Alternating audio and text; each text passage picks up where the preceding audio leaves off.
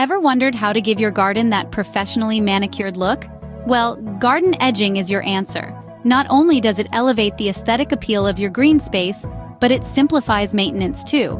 But how do you create this garden edging on your own? Let's dive in. Before we start, gather the essential tools and materials.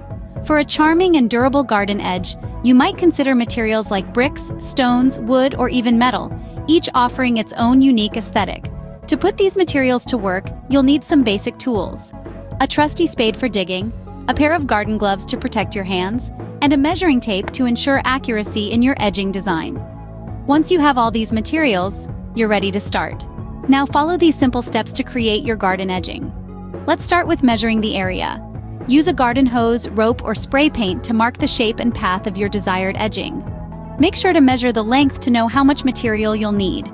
Next, it's time to dig a trench along the marked path. The trench depth and width should correspond to the size of your chosen edging material. A garden spade or a lawn edger would make this task easier. Once your trench is ready, place your edging material into it. This could be anything from bricks, stones, to wooden logs or metal strips.